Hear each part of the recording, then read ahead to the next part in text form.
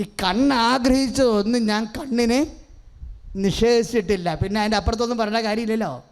ഒരു മനുഷ്യന് ഈ ഭൂമിയിൽ ആഗ്രഹിക്കാവുന്ന എല്ലാം നേടിയൊരു മനുഷ്യനാണ്. അവസാനം പറയും, ഇപ്പോഴെനിക്ക് മായയായിട്ട് തോന്നണത്, മായ സർവ്വതും മായ എന്ന് പറയും. നമ്മളെ സഭാപ്രസംഗം 3-ാം അധ്യായം 3-ാം വാക്യം വായിക്കുമ്പോൾ മായ 1-ാം വാക്യത്തിലുണ്ട്.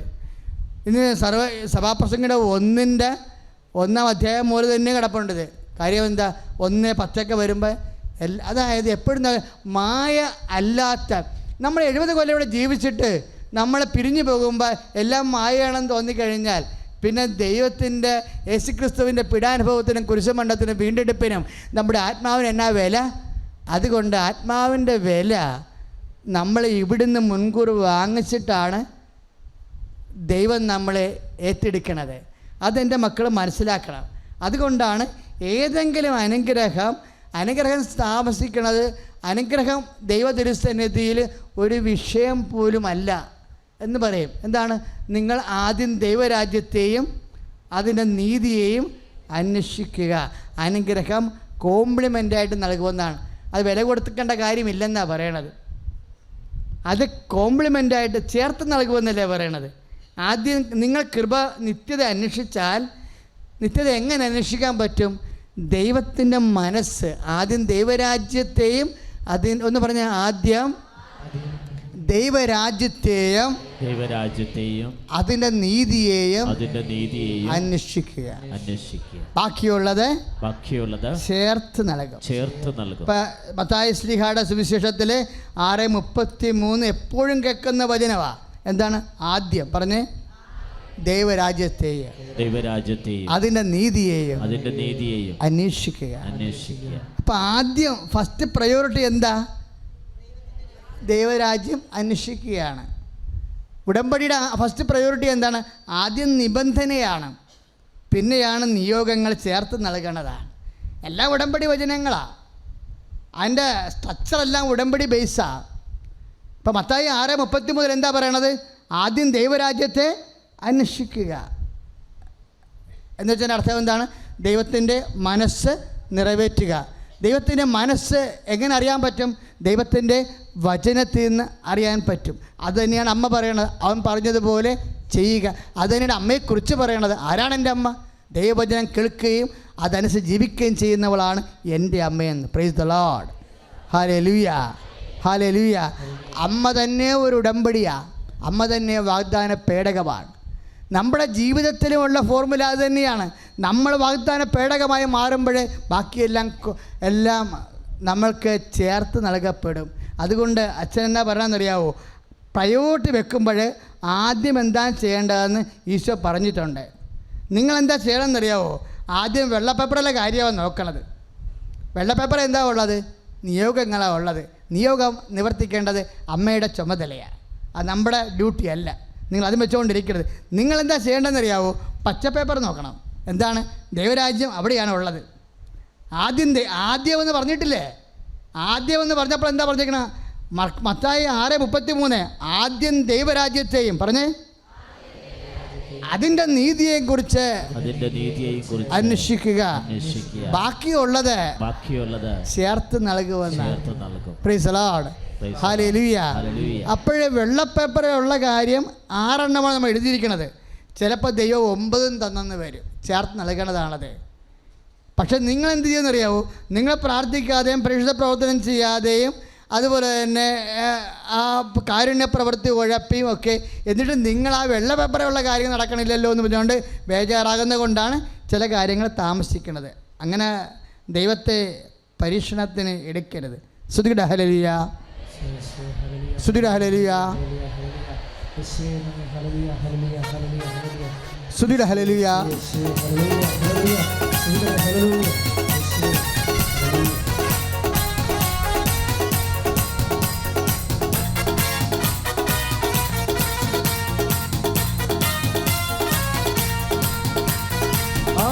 ആത്മാവേ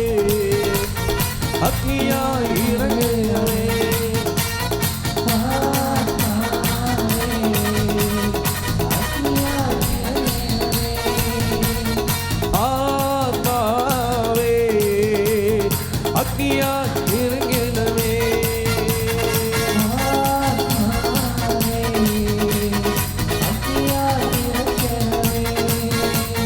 പാപത്തിൻ ശക്തിമേലിൽ അഗ്നി അയക്കൂ, രോഗത്തിൻ ശക്തിമേലിൽ അഗ്നി അയക്കൂ, താപത്തിൻ ശക്തിമേലിൽ അഗ്നി അയക്കൂ, ആത്മാവാം ദൈവമേ അഗ്നി അയക്കൂ.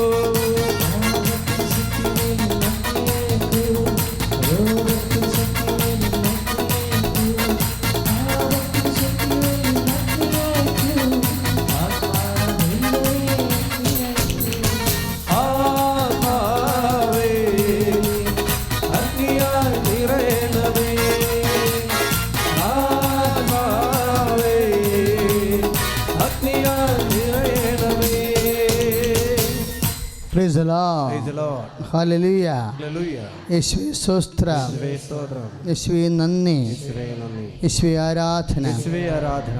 നമ്മൾ വളരെ ബുദ്ധിപരമായ ചില നീക്കങ്ങൾ ഉടമ്പടി എടുത്തവരുടെ ഭാഗത്തുനിന്ന് ഉണ്ടാകണമെന്നുള്ള നിർദ്ദേശമാണ് അൾത്താരയിൽ നമുക്ക് അഭിഷേകമായി ലഭിച്ചുകൊണ്ടിരിക്കുന്നത്. അതുകൊണ്ട് തന്നെ വളരെ ശ്രദ്ധയോടെ ആണ് ഈ ക്ലാസ്സിൽ നിങ്ങളെ ശ്രദ്ധിക്കേണ്ടത്.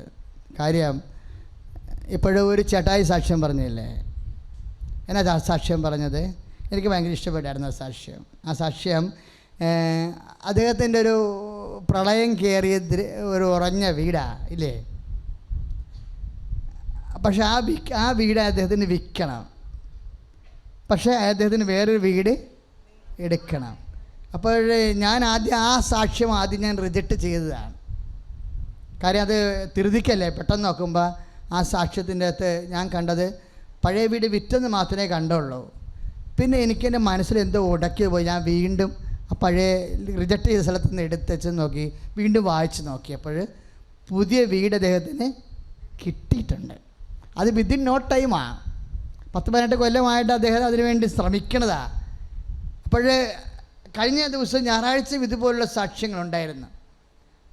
ഉടമ്പടി നമ്മളെ ഞെട്ടിപ്പിക്കുന്ന ഒരു പ്രാർത്ഥനയാണ്. എന്താ കാര്യം വെച്ചാൽ മനുഷ്യൻ ഇന്ന് അനുഭവിക്കുന്ന കത്തുന്ന പ്രശ്നങ്ങൾക്കാണ് അമ്മ ഡയറക്റ്റ് ഇടപെടുന്നത്. എൻ്റെ സമയമാണ് ഭയങ്കര രസം. വിതിൻ 6 മാസത്തിനുള്ളിൽ. എന്നാൽ പിന്നെ എവിടെയായിരുന്നു പണ്ട് എന്തുമാത്രം പ്രാർത്ഥന ഈ വിഷയത്തിൽ നടത്തിയിട്ടുള്ളതാണ് അയാൾ. അപ്പോഴയാളുടെ മനസ്സിലൊക്കെ പറഞ്ഞു ഇതാരും എടുക്കത്തില്ല, ഈ സ്ഥലം ഇത് ഉറഞ്ഞ സ്ഥലമാണ്, ഇത് വഴിയുമില്ല, ആൾക്കാർക്ക് ഒരു വർക്കത്തുമില്ല, ആരും വന്ന് വാങ്ങിക്കാനാണ്. അതുകൊണ്ട് മനസ്സിട്ട് ഞാൻ ഫയൽ ക്ലോസ് ചെയ്തതാണ്. ഉടമ്പടി എടുത്തപ്പോൾ അമ്മ പഴയ ഫയലൊക്കെ എടുക്കും, പഴയ ഫയലെല്ലാം എടുക്കും. എടുത്തതിന് ശേഷം അത് വിൽക്കുകയും ചെയ്തു, പുതിയ വീട് വാങ്ങിക്കുകയും ചെയ്തു. അപ്പോൾ ഇതിൻ്റെ എല്ലാത്തിൻ്റെയും വഴികൾ ദൈവതിരുസന്നിധിയിലുണ്ട്. എപ്പോഴും കർത്താവിൻ്റെ വചനം പറയണത് എന്താണെന്നറിയാവോ? വഴി കാണിച്ചു തരാം, വഴി കാണിച്ചു തരാം. നമ്മുടെ ഒരു പ്രശ്നം അതാണല്ലോ. ഇപ്പോൾ പുറപ്പാട് 33:13 ഞാൻ നിനക്ക് വഴി കാണിച്ചു തരാം. അത് തന്നെയാണല്ലോ നമ്മൾ സങ്കീർത്തനം 32:8 നീ നടക്കേണ്ട വഴി ഞാൻ നിനക്ക് കാണിച്ചു തരാം. എൻ്റെ പേര് ജെറിൻ കെ റെജി. ഞാൻ പത്തനംതിട്ട മല്ലപ്പള്ളിയിൽ നിന്ന് വരുന്നു. ഞാൻ മാർത്തോമ സഭാംഗമാണ്. ഞാൻ മാർത്തോമ സഭാംഗം എന്ന് പറയാൻ കാരണം ഞങ്ങൾക്ക് കൊന്തയില്ല, പിന്നെ ഞങ്ങൾ മാതാവിനോട് അങ്ങനെ പ്രാർത്ഥിക്കുന്നില്ല, എല്ലാം ഈശോയോട് മാത്രമാണ്. ഞാൻ ആദ്യമായിട്ട് ഉടമ്പടി എടുക്കുന്നത് ഒക്ടോബർ മാസം 25 2024 ഞാൻ ഉടമ്പടി എടുക്കാനുണ്ടായ കാരണം ഞാനാണെങ്കിൽ സൗദിയിൽ 2 വർഷം നേഴ്സായിട്ട് വർക്ക് ചെയ്തേക്കുമായിരുന്നു. അവിടുന്ന് ഞാൻ എൻ്റെ കോൺട്രാക്റ്റ് തീർന്നിട്ട് നാട്ടിൽ വന്നു, OET ചെയ്യാൻ വേണ്ടി വന്നതായിരുന്നു. പക്ഷേ ഞാൻ ക്ലാസ്സൊക്കെ അറ്റൻഡ് ചെയ്യും, പക്ഷേ എനിക്ക് എക്സാം എഴുതാനുള്ള പേടി, എനിക്ക് എക്സാം എഴുതാൻ പറ്റുന്നില്ല, കംപ്ലീറ്റ് ആയിട്ട് എനിക്ക് പഠിക്കാൻ പറ്റുന്നില്ല. ഒരു 6-7 മാസമായിട്ട് വെറുതെ ഇരിക്കുമായിരുന്നു. അങ്ങനെ ഞാൻ കോഴിക്കോട് ജോയിൻ ചെയ്തു. അതിനുശേഷം ഞാൻ ഓരോ ഇൻ്റർവ്യൂ, അപ്പം വീട്ടിൽ നിന്ന് പറഞ്ഞു ഗൾഫ് തന്നെ വീണ്ടും നോക്കാൻ പറഞ്ഞു. അങ്ങനെ ഞാൻ ഗൾഫിൻ്റെ കാര്യങ്ങൾ തന്നെ വീണ്ടും നോക്കാൻ തുടങ്ങി. ഓരോ ഇൻ്റർവ്യൂവിന് പോകും, ചില ഇൻ്റർവ്യൂകൾ കിട്ടും, പക്ഷേ എനിക്കതിനായിട്ട് പ്രോസസ്സിങ് തുടങ്ങാനുള്ള താല്പര്യം കാണില്ല, അല്ലെങ്കിൽ ഞാൻ എക്സാമുകളൊക്കെ അറ്റൻഡ് ചെയ്യുമ്പോൾ എനിക്ക് കിട്ടുന്നില്ല. അങ്ങനെ ഇരിക്കെ ഞാൻ കുറേ ഉഴപ്പി, പ്രാർത്ഥനയും കാര്യങ്ങളൊക്കെ കുറഞ്ഞു. അങ്ങനെ എനിക്ക് ഇൻ്റർവ്യൂ ഒക്കെ കിട്ടാതിരുന്നിട്ട് എനിക്ക് കുവൈറ്റിൻ്റെ ഇൻ്റർവ്യൂ സെലക്ഷൻ കിട്ടി. ഞാൻ അതിൻ്റെ പേയ്മെൻറ്റൊക്കെ ചെയ്ത് അതിൻ്റെ പ്രോസസ്സിങ് നടത്തി. അങ്ങനെ ഞാൻ എക്സാം എഴുതാൻ പോയി. ഞാൻ ക്ലാസ്സുകൾ അറ്റൻഡ് ചെയ്ത് ഞാൻ എക്സാമുകൾ എഴുതി. എനിക്ക് എക്സാം എഴുതുമ്പോൾ 60 മാർക്കാണ് പാസ് മാർക്ക് വേണ്ടത്, പക്ഷേ എനിക്ക് 58 മാർക്കേ ആദ്യം കിട്ടിയുള്ളൂ. അപ്പം എനിക്ക് ആകെ വിഷമമായി. എനിക്ക് പാസ് മാർക്കിൻ്റെ അടുത്തെത്തിയിട്ടും കിട്ടിയില്ലല്ലോ. ഞാൻ വീണ്ടും പ്രാർത്ഥിക്കുന്നു. ഞാൻ അന്നേരം ഒന്നും ഉടമ്പടി എടുത്തിട്ടൊന്നുമില്ല. അപ്പം ഞാൻ എൻ്റെ കാര്യങ്ങളൊക്കെ പറയുന്നത് എൻ്റെ ഒരു ഫ്രണ്ട് ചേച്ചിയുണ്ട്, ജിത്തു ചേച്ചി. ചേച്ചിയോട് പറയുമ്പോൾ ചേച്ചി എന്നോട് പറയുന്നുണ്ട്, എടി നീ കൃപാസനത്തിൽ പോകും, മാതാവിനോട് പ്രാർത്ഥിക്കും, മാതാവ് നിൻ്റെ പ്രാർത്ഥന കേൾക്കും. അപ്പോഴും ഞാൻ ഓക്കെ ചേച്ചി എന്ന് പറയും. പക്ഷേ ഇവിടെ വരണമെന്നോ അല്ലെ ഉടമ്പടി എടുക്കണമെന്നോ പ്രാർത്ഥിക്കണമെന്നൊന്നും എനിക്ക് തോന്നാറില്ലായിരുന്നു. അങ്ങനെ ഞാൻ രണ്ടാമത് വീണ്ടും അപ്പോൾ 58 മാർക്കായപ്പോൾ വീട്ടിൽ നിന്ന് പറഞ്ഞു, നീ വീണ്ടും എഴുതുക, നിനക്ക് കിട്ടും. ഞാൻ വീണ്ടും രണ്ടാമത് എഴുതി. ഇപ്പോൾ രണ്ടാമത് എഴുതിയപ്പോൾ എനിക്ക് 59 മാർക്കേ ഉള്ളൂ. അപ്പം കഴിഞ്ഞ വർഷം ഒരു പെസഹ വ്യാഴത്തിനായിരുന്നു ഞാൻ എക്സാമിന് ഡേറ്റ് എടുത്ത് എഴുതിയത്. എക്സാം തിരുവനന്തപുരത്ത് വെച്ചായിരുന്നു. ഞാൻ എക്സാം എഴുതി, പപ്പയും മമ്മിയും എല്ലായിട്ടാണ് ഞങ്ങൾ പോയി എക്സാം എഴുതിയത്. തിരിച്ച് രാത്രി വീട്ടിൽ വന്നു. പിറ്റേ ദിവസം വെള്ളിയാഴ്ച. അപ്പോൾ ഞാൻ വീട്ടിൽ പറഞ്ഞു, എന്നെ ആരും വിളിക്കരുത് രാവിലെ പള്ളിയിൽ പോകാൻ, ഞാൻ വരികയില്ല. അപ്പം ഞങ്ങൾക്ക് രാവിലെ 9 മണിക്കാണ് വെള്ളിയാഴ്ചൻ്റെ പ്രാർത്ഥനയും കാര്യങ്ങളും. അപ്പം ഞാൻ പറഞ്ഞു ഞാൻ വരികയില്ല, കാരണം ഞാൻ പ്രാർത്ഥിച്ചിട്ടൊന്നും ദൈവം കേട്ടിട്ടില്ല. ഇത്രയും പാസ് മാർക്കിൻ്റെ അടുത്ത് വരെ എത്തിയിട്ട് എനിക്ക് പാസ്സാകാൻ പറ്റിയില്ല. അപ്പം എൻ്റെ കൂടെ ഉള്ളവരൊക്കെ കയറിപ്പോയി. അപ്പം എനിക്കൊന്നും റെഡിയാവുന്നില്ല. അപ്പം ഞാൻ പറഞ്ഞു ഞാൻ ഇനി പ്രാർത്ഥിക്കില്ല, ഞാൻ ബൈബിളും വായിക്കില്ല, പള്ളിയിലും പോകില്ല. ഞാൻ അതിന് പിന്നെ ശേഷം പള്ളിയിൽ പോകില്ല. ഞാൻ കാലിക്കറ്റ് തന്നെ വർക്ക് ചെയ്യുന്നത് കണ്ടിന്യൂ ചെയ്തു. മമ്മി അവിടെ തന്നെ പറഞ്ഞു, നീ റിസൈൻ ചെയ്യും, നീ നാട്ടിൽ വന്ന് ജോയിൻ ചെയ്യും. അപ്പം ഞാൻ പറഞ്ഞില്ല, ഞാൻ വരികയില്ല. കാരണം അമ്മേൻ്റെ വിചാരം ഞാൻ നാട്ടിൽ വന്ന് ജോയിൻ ചെയ്യുവാണെന്നുണ്ടെങ്കിൽ ഞായറാഴ്ചയൊക്കെ പള്ളിയിൽ പോകാമല്ലോ. പക്ഷെ ഞാൻ പള്ളിയിൽ പോകില്ല. അവിടെ ഞായറാഴ്ച പള്ളിയിൽ പോകാൻ പറഞ്ഞാൽ ഞാൻ ഞായറാഴ്ചത്തെ ഡ്യൂട്ടി ചോദിച്ച് വാങ്ങിച്ച് ഞാൻ ഡ്യൂട്ടിക്ക് പോകും. ഞാൻ പള്ളിയിൽ പോവുകയില്ല, പ്രാർത്ഥിക്കുകയില്ല, ബൈബിൾ വായിക്കില്ല. ഞാൻ ആകെ കൂടെ ബൈബിൾ വായിക്കുകയും പ്രാർത്ഥിക്കുകയും ചെയ്യുന്ന ഡ്യൂട്ടിക്ക് ഇറങ്ങുന്ന സമയത്ത് മാത്രം. കാരണം അന്നേരം എൻ്റെ കാര്യങ്ങൾ പറഞ്ഞ് ഞാൻ പ്രാർത്ഥിക്കാറില്ല. ഞാൻ പറയുന്നത്, മാതാവേ ഈശോയെ എൻ്റെ കൈ കൊണ്ട് ആർക്കും ഒരു രോഗമോ ദുഃഖമോ പ്രയാസമോ ഉണ്ടാകരുത്, അത് മാത്രമേ. അല്ലാതെ എനിക്ക് എക്സാം പാസ്സാവണമെന്നോ പഠിക്കണമെന്നോ ഒന്നും ഞാൻ പറഞ്ഞ് പ്രാർത്ഥിക്കുന്നില്ല. അങ്ങനെ ഇരിക്കെ ഞാൻ ആദ്യം പഠിച്ചിറങ്ങിയിട്ട് ഞാൻ ഡൽഹിയിലാണ് ആദ്യം വർക്ക് ചെയ്തത്. അവിടെ നമ്മുടെ കൂട്ടത്തിലുണ്ടായിരുന്നൊരു ബ്രദറുണ്ട്. ഒരു 5 വർഷമായിട്ട് നമ്മൾക്ക് കോൺടാക്റ്റോ കാര്യങ്ങളൊന്നുമില്ല. പെട്ടെന്ന് ഒരു ദിവസം പുള്ളി നമ്മളുമായിട്ട് കോൺടാക്റ്റ് ചെയ്തു. എന്നോട് ചോദിച്ചു, നീ എന്താണ് നാട്ടിൽ ഇങ്ങനെ നിൽക്കുന്നത്, നീ എന്താ പോവാത്തെ? അപ്പം ഞാൻ പറഞ്ഞു, ഇങ്ങനെയൊക്കെയാണ് എൻ്റെ കാര്യങ്ങളൊന്നും റെഡി ആവുന്നൊന്നുമില്ല. അപ്പോൾ പുള്ളി എനിക്കൊരു ഏജൻസിയുടെ നമ്പർ തന്നു, ഇൻ്റർവ്യൂ നടക്കുന്നുണ്ട്, നീ കോൺടാക്റ്റ് ചെയ്യാൻ പറഞ്ഞു. ഞാൻ പറഞ്ഞു ശരി ചെയ്യാമെന്ന് പറഞ്ഞു. എന്നിട്ട് ഞാൻ ചെയ്തില്ല. വേറൊരു ദിവസം എന്നോട് ഈ ബ്രദർ ചോദിച്ചു, നീ കോൺടാക്റ്റ് ചെയ്തോ? ചെയ്തില്ല. എന്നിട്ട് ഞാൻ പറഞ്ഞു ചെയ്തു എന്ന്. എന്നിട്ട് ഞാൻ ഈ ഏജൻസി വിളിച്ചപ്പം ഏജൻസിയിൽ പുള്ളി പറഞ്ഞു, ഇൻ്റർവ്യൂ നടക്കുന്നുണ്ട്, വേക്കൻസി എന്തെങ്കിലും വരുവാണെങ്കിൽ വിളിക്കാമെന്ന് പറഞ്ഞു. അവർ വിളിച്ചില്ല. അങ്ങനെ ഒക്ടോബർ മാസം 22-ാം തീയതി വിളിച്ചിട്ട് പറഞ്ഞു, ഒക്ടോബർ 24-ന് ബാംഗ്ലൂർ വെച്ചിട്ട് ഇൻ്റർവ്യൂ ഉണ്ട്, ഒമാന് പോകാനുള്ളതാണ്, നല്ല പാക്കേജാണ്, അറ്റൻഡ് ചെയ്യുന്നോന്ന് ചോദിച്ചു. അവർക്ക് ഓൾറെഡി സ്റ്റാഫെല്ലാം ഫില്ലായി കാൻഡിഡേറ്റ്.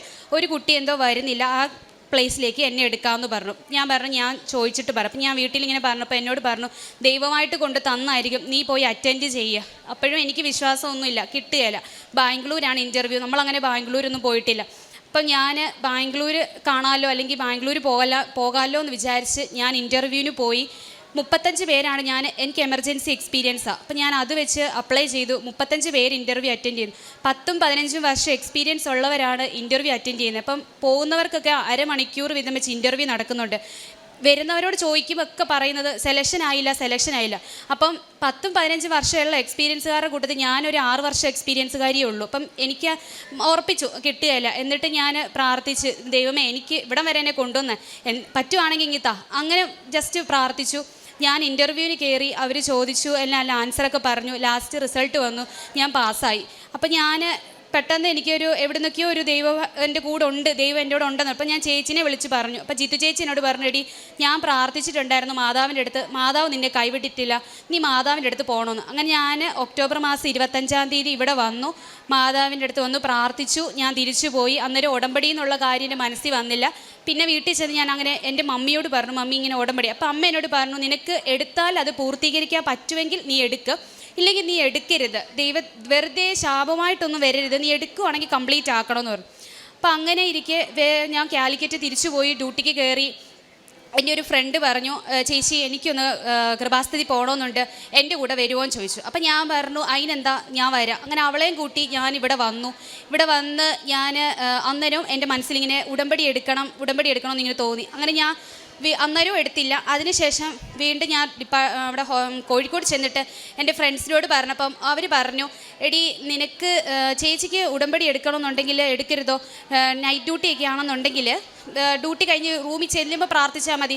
അപ്പം ഞാൻ ഓർത്തു നമ്മളൊരിടത്ത് പുറത്തൊക്കെ പോകുവാണെങ്കിൽ നമ്മുടെ കാര്യങ്ങളൊക്കെ നമ്മൾ അതിനനുസരിച്ച് ഷെഡ്യൂൾ ചെയ്യുമല്ലോ. അപ്പം അങ്ങനെ ഞാൻ ഉറപ്പിച്ചു ഞാൻ ഉടമ്പടി എടുക്കുന്നു. അങ്ങനെ ഡിസംബർ മാസം 3-ാം തീയതി ഞാൻ ഇവിടെ വന്ന് 2024 വന്ന് ഉടമ്പടി എടുത്തു. ഉടമ്പടി എടുത്തതിന് ശേഷം ഒമാന് പോകാനാണെങ്കിലും പരീക്ഷ പാസ്സാവണം. അപ്പം പരീക്ഷ പാസ്സാവുക, പരീക്ഷ പേടി എന്ന് പറയുന്നത് എനിക്ക് ഭയങ്കരമാണ്. എൻ്റെ മമ്മി എപ്പോഴും പറയും പരീക്ഷേൻ്റെ സമയത്ത് അല്ലെങ്കിൽ ഇൻ്റർവ്യൂവിൻ്റെ സമയത്ത് നിനക്ക് പേടിയാണ്, നീ പേടിക്കുന്നുണ്ട്, നിനക്കൊന്നും എഴുതാൻ പറ്റാത്തത്. അപ്പം ഞാൻ ഉടമ്പടി എടുത്തതിന് ശേഷം ക്ലാസ്സിന് ജോയിൻ ചെയ്തു, ക്ലാസ് അറ്റൻഡ് ചെയ്തു. ജാനുവരി 6-ാം തീയതി 2025 ജാനുവരി 6-ാം തീയതി ഞാൻ എക്സാം എഴുതി. എക്സാമിൻ്റെ റിസൾട്ട് വന്നു 56%. അന്നേരവും തോറ്റു. അപ്പം ആകെപ്പാടെ വിഷമിച്ചു. അപ്പം ഞാൻ ഉടമ്പടിയില്ല. പിന്നെ എനിക്ക് പ്രാർത്ഥന, എനിക്ക് പേടിയായി, ദൈവമേ ഞാൻ ഈ ഉടമ്പടി എനിക്ക് പൂർത്തീകരിക്കാൻ പറ്റാതാകുമോയെന്ന്. അപ്പം ഞാൻ പിന്നെ എനിക്ക് പാസ്സാകുന്നതൊക്കെ മാറ്റി വെച്ച് ഞാൻ പിന്നെ പ്രാർത്ഥിക്കണം, മാതാവേ എനിക്ക് പരീക്ഷ പാസ്സാകണം, അതുപോലെ തന്നെ എനിക്ക് എൻ്റെ ഉടമ്പടി പൂർത്തീകരിക്കണം, അമ്മയുടെ സന്നിധിയിൽ എനിക്കൊരു സാക്ഷ്യം പറയാൻ പറ്റണം, എന്നെ അമ്മയുടെ പ്രത്യക്ഷീകരണത്തിനിടയാക്കണം. ഞാൻ ഉടമ്പടി എടുത്ത് അന്ന് മുതൽ ഞാൻ എൻ്റെ മെഴുകുതിരി പ്രാർത്ഥന മുടക്കാറില്ല. ഞാൻ എങ്ങനെയൊക്കെയാണെന്നുണ്ടെങ്കിലും ഞാൻ അത് ചെയ്യും. ആ ഒരു ടൈമിൽ അലാറം വെച്ച് കണ്ടിന്യൂസ് ആയിട്ട് ഞാൻ ഫോണിൽ അലാറം സെറ്റ് ചെയ്തു. 5:30 എല്ലാ ദിവസവും അടിക്കും. ഞാനിപ്പം നൈറ്റ് ഡ്യൂട്ടിയൊക്കെ ചെയ്യുന്ന സമയത്ത് ഞാൻ 5:30 മുന്നേ ആയിട്ട് ജോലിയൊക്കെ ചെയ്ത് തീർക്കും. ഞാൻ എൻ്റെ നൈറ്റൊക്കെ ഞാൻ സീനിയർ ഡ്യൂട്ടി ചെയ്യുന്ന. അപ്പം ഞാൻ എൻ്റെ കൂടെയുള്ള ജൂനിയേഴ്സിനോട് പറയും, നിങ്ങൾക്ക് എന്തെങ്കിലും ഉണ്ടെങ്കിൽ നേരത്തെ എന്നെ വിളിച്ച് അത് എന്നെ കൊണ്ട് ചെയ്യിപ്പിക്കുക, അല്ലെന്നുണ്ടെങ്കിൽ 5:30 ശേഷം ഞാൻ വരാം. അപ്പം എൻ്റെ കൂടെ വർക്ക് ചെയ്യുന്ന പിള്ളേർ ചോദിക്കും, ചേച്ചി അതെന്താ 5:30? അപ്പം ഞാൻ പറഞ്ഞു, ഞാനിങ്ങനെ പ്രാർത്ഥനയുണ്ട്, എനിക്ക് ചൊല്ലണം, അല്ലെങ്കിൽ അത് കേൾക്കണം. അപ്പം ഞാൻ ഫോണിലെ ഹെഡ്സെറ്റ് ചെറുതായിട്ട് വെച്ചിട്ട് ഞാൻ അങ്ങനെ അന്നേരം അത് കേട്ടോണ്ടിരിക്കും. ഫുള്ള് കംപ്ലീറ്റ് ആക്കാൻ പറ്റിയില്ലെങ്കിൽ ഞാൻ ആ ഒരു ദിവസം തീരുന്നതിന് മുന്നേ ആയിട്ട് തന്നെ അത് കംപ്ലീറ്റ് ആക്കും, അത് കേട്ട് തീർക്കും. അതുപോലെ അങ്ങനെ ചെയ്തതിൻ്റെ ഫലമായിട്ട് ഞാൻ വീണ്ടും ക്ലാസ്സിനൊക്കെ വീണ്ടും ഞാൻ അറ്റൻഡ് ചെയ്തു. ഞാൻ ഫെബ്രുവരി മാസം 11-ാം തീയതി വീണ്ടും എക്സാമിന് ഡേറ്റ് എടുത്തു. ഞാൻ ഇവിടെ ചേർത്തലയാണ് പഠിച്ചത്. അപ്പോൾ ഞാൻ രാവിലെ ക്ലാസ്സിനായിട്ട് പോകുന്ന സമയത്ത് ഞാനിവിടെ മാതാവിൻ്റെ ഇതിൻ്റെ ഫ്രണ്ടിൽ കൂടെ പോയത്. അപ്പോൾ ഞാൻ പ്രാർത്ഥിച്ചു, മാതാവേ ഞാൻ പോവുകയാണ് പരീക്ഷയ്ക്ക് പഠിക്കാനും, എക്സാം കഴിഞ്ഞേ ഇനി ഞാൻ വരത്തുള്ളൂ, എനിക്കിവിടെ വന്ന് സന്തോഷത്തോടെ ഒരു റിസൾട്ട് പറയുവാൻ എൻ്റെ മാതാവ് എനിക്ക് വഴിയൊരുക്കണമെന്ന് പറഞ്ഞു. ഞാൻ പോയി 60 മാർക്കിന് വേണ്ടി ഞാൻ പ്രാർത്ഥിച്ചു. എൻ്റെ മാതാവ് എനിക്ക് 76 മാർക്ക് തന്ന് മാനിച്ചു. ഞാൻ വിസയുടെ കാര്യത്തിനൊക്കെ ഞാൻ പാസ്പോർട്ടും തൈലും എൻ്റെ റിസൾട്ടും ഒക്കെ വെച്ച് പ്രാർത്ഥിച്ചു. ഈ മാസം മാർച്ച് 23-ന് ഞാൻ ഒമാന് പോവുകയാണ്. എൻ്റെ പാസ്പോർട്ടിൽ ഞാൻ മാതാവിനോട് പറഞ്ഞു, മാതാവ് എനിക്ക് പാസ്പോർട്ടിലൊരു ഒമാൻ്റെ വിസ അടിച്ച് കിട്ടണം, എനിക്ക് പോകണം, എൻ്റെ ഒരുപാട് കാര്യങ്ങളുണ്ട്, എനിക്കത് ചെയ്ത് തീർക്കാൻ. അപ്പം എൻ്റെ മാതാവ് എന്നെ അതിന് നടത്തണമെന്ന് പറഞ്ഞു. അങ്ങനെ എനിക്ക് മാതാവ് തന്നു.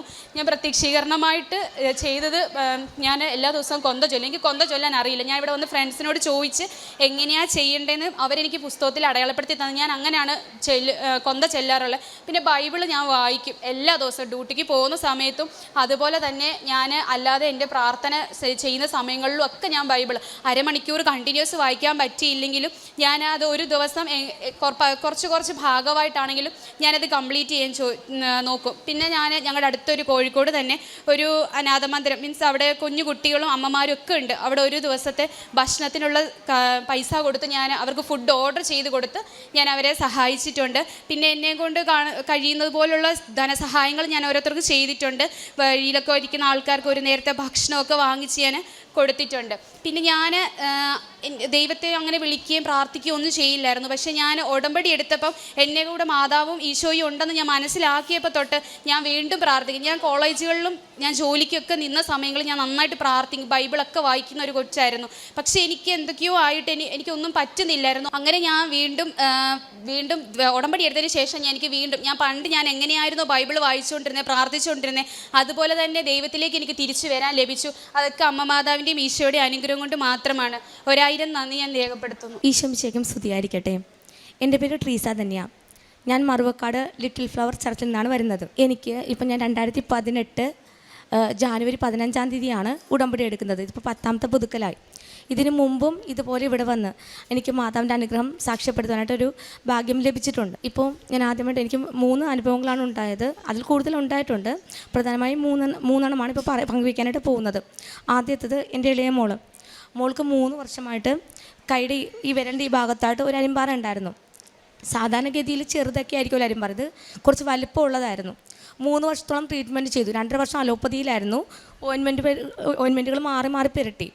അതുപോലെ തന്നെ മരുന്നും കഴിച്ചിട്ടും യാതൊരു ഡിഫറൻസും ഉണ്ടായിരുന്നില്ല. ആദ്യം ഡോക്ടർ പറഞ്ഞത് എങ്ങനെയാൽ പെട്ടെന്ന് പോവും, പിന്നെ പറഞ്ഞ് 2 വർഷത്തിനുള്ളിൽ പോവും. പക്ഷേ 2.5 വർഷമായിട്ട് മാറ്റമൊന്നും ഉണ്ടായിരുന്നില്ല. അപ്പോൾ അതുകൊണ്ട് തന്നെ പിന്നെ ആയുർവേദത്തിൽ കൊണ്ട് കാണിച്ചു. ആയുർവേദത്തിലാണെങ്കിലും ഡോക്ടർ പറഞ്ഞത് ഒറ്റ ദിവസം മരുന്ന് ചെയ്യുമ്പോൾ തന്നെ പോകുമെന്നാണ്. പക്ഷേ 1 മാസം കാണിച്ചിട്ടും യാതൊരു ഡിഫറൻസും ഉണ്ടായിരുന്നില്ല. പിന്നെ ഇങ്ങനെ പലരും പല കാര്യങ്ങളും പറഞ്ഞതൊക്കെ ചെയ്ത് നോക്കിയിട്ടൊക്കെ ഒരു ഡിഫറൻസും ഉണ്ടായിരുന്നില്ല. അവസാനമായിട്ട് ഹോമിയോയിലും കാണിച്ചിട്ടും ഒരു ഡിഫറൻസും വന്നില്ല. അപ്പോൾ ഞാനാണെങ്കിൽ ഉടമ്പടി എടുത്ത ആളാണ്. അപ്പോൾ ഞാനിങ്ങനെ ഒരു തരത്തിലും ഒരു മാറ്റവും മോൾക്കില്ല.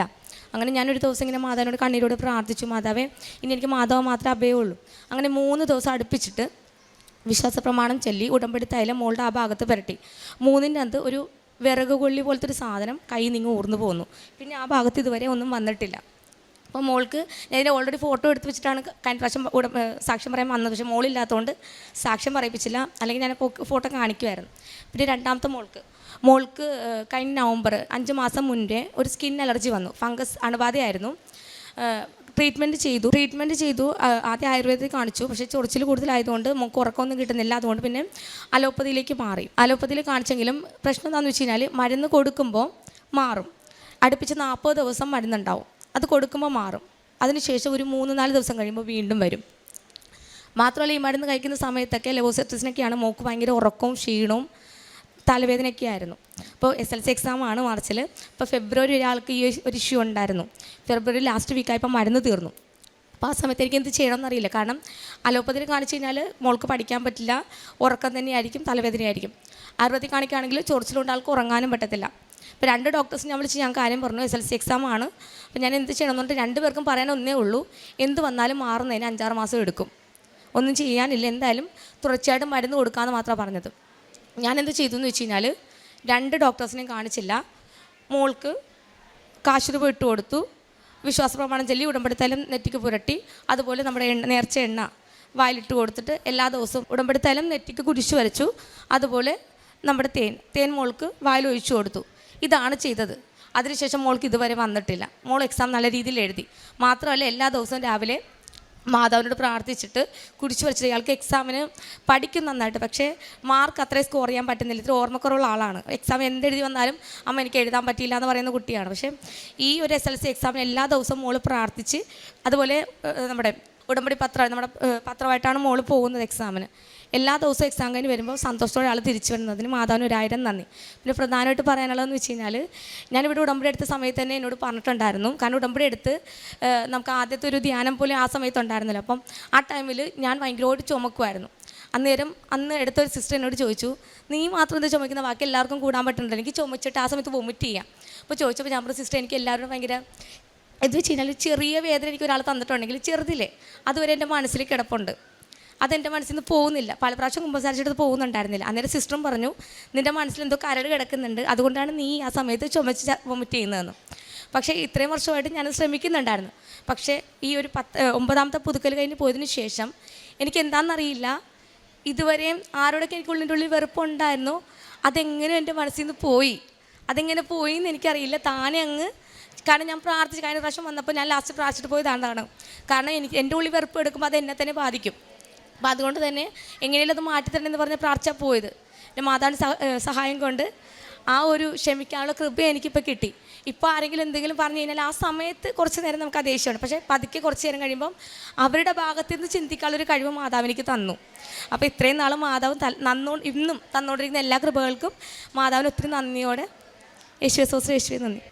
കുടുംബ പ്രാർത്ഥന ഞങ്ങൾ ചെല്ലാറുണ്ട്, അതുപോലെ തന്നെ കുർബാന കൂടാറുണ്ട്. പിന്നെ കാരുണ്യ പ്രവർത്തികൾ എന്ന് പറയുമ്പം എനിക്ക് സങ്കടമുള്ളൊരു കാര്യം എന്താണെന്ന് വെച്ച് കഴിഞ്ഞാൽ, ഞാൻ വർഷങ്ങളായിട്ട് കാണുന്ന ഒരു ഇതെന്ന് വെച്ച് കഴിഞ്ഞാൽ, മിക്കവരും നമ്മുടെ കൃപാസനം പത്രം കൊണ്ട് ഏതെങ്കിലും പള്ളിയിൽ കൊണ്ടിടും, അതെങ്കിലും ഏതെങ്കിലും ഹോസ്പിറ്റലിൻ്റെ സൈഡിൽ കൊണ്ടേക്ക് ഇടും. ഈ ആളുകൾ പൊതിയാനും അല്ലെങ്കിൽ താഴ്ത്തിട്ട് വലിക്കുകയൊക്കെ ചെയ്യുന്നത്. അപ്പോൾ ഞാൻ അതുകൊണ്ട് ഇങ്ങനെ ഒരു സ്ഥലത്തും കൊണ്ട് വെക്കാറില്ല. പിന്നെ പൊതുവേ കിട്ടുന്നവർക്ക് തന്നെ വീണ്ടും കൊണ്ടേ കൊടുക്കും. ഇപ്പോൾ ഞങ്ങളുടെ അവിടേക്കെല്ലാം ക്രിസ്ത്യൻസ് ഉള്ള ഏരിയ, അപ്പോൾ അവിടെ കിട്ടുന്നവർക്ക് തന്നെ 2-3 പത്രം എടുത്തിട്ട് കൊണ്ടുവന്ന് കൊടുക്കുന്നത്. ഞാൻ ചെയ്യുന്നത് എങ്ങനെയാണെന്ന് വെച്ച് കഴിഞ്ഞാൽ, നമ്മുടെ ക്രിസ്തുവിനെ പറ്റി അറിയാത്ത ആളുകളിൽ എത്തിക്കാൻ വേണ്ടി ശ്രമിക്കുന്നത്. അപ്പോൾ അതുകൊണ്ട് തന്നെ അങ്ങനെയുള്ള ഭാഗങ്ങളാണ് ഞാൻ പൊതുവേ കൊണ്ട് കൊടുക്കാറ്. പിന്നെ കാരുണ്യ പ്രവർത്തികൾ എന്ന് പറയുമ്പോഴത്തേക്കും ഞാൻ സാമ്പത്തികമായിട്ട് ആരെയും സഹായിക്കാനുള്ളൊരു ഹെൽപ്പ് എനിക്കില്ല. പക്ഷേ ഇപ്പോൾ ഒരു രോഗാവസ്ഥയിലുള്ള ഒരാളാണെങ്കിൽ ആശ്വസിപ്പിക്കുക, അവർക്ക് വേണ്ടി പ്രാർത്ഥിക്കുക, അങ്ങനെയുള്ള കാര്യങ്ങളൊക്കെ ചെയ്യാറുണ്ട്.